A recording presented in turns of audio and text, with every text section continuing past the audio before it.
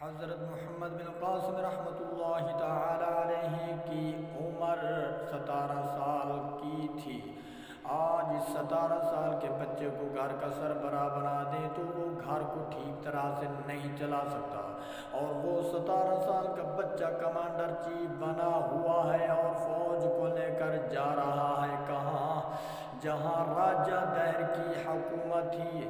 میں نے سندھ میں وہ میدان دیکھا جہاں راجہ دہر اور حضرت محمد بن قاسم رحمۃ اللہ تعالی علیہ کی لڑائی ہوئی تھی۔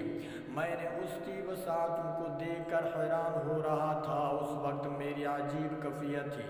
میں نے کہا کہ یہ نوجوان کہاں سے چلا؟ اس کے ساتھ کوئی تربیت یافتہ فوج نہیں تھی، نہ ہی تھی یہ بھی ایک حقیقت ہے، بلکہ حجاج بن یوسف نے اسے بلا کر کہہ دیا کہ میری فوج مختلف محاذوں پر مصروف کار ہے، مگر مجھے یہ بات پہنچائی گئی ہے کہ ہماری کچھ عورتیں آ رہی تھی۔ راجہ دہر کے ڈاکوؤں نے قافلے کو لوٹ لیا۔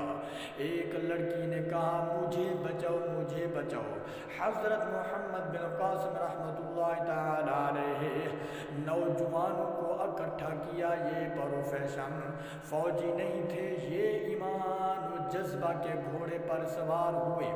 وہ نوجوان اکٹھے ہوئے اور انہوں نے کہا کہ ہم آپ کے ساتھ چلتے ہیں۔ کتابوں میں لکھا ہے کہ حضرت محمد بن قاسم رحمۃ اللہ تعالی علیہ کے ذہن میں یہ بات اتنی سمائی ہوئی تھی کہ وہ بیٹھے بیٹھے چونکہ اٹھتا تھا اور کہتا تھا لبیک یا اختی، لبیک یا اختی، میری بہن میں حاضر ہوں، میری بہن میں حاضر ہوں۔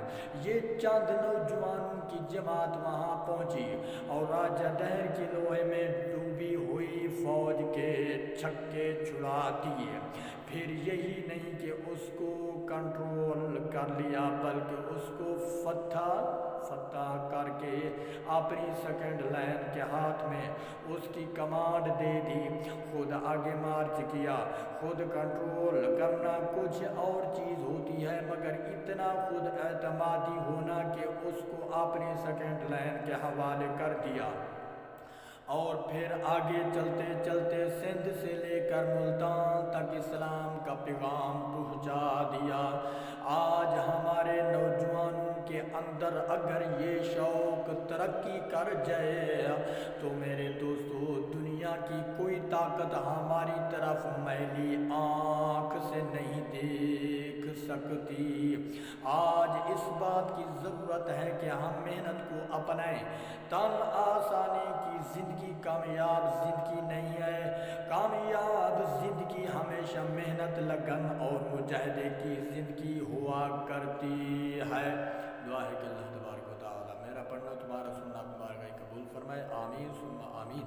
میرے دوستو بھائیو، میرا چینل اچھا لگے تو سبسکرائب بھی کریں، لائک بھی کریں، بہت بہت مہربانی، شکریہ۔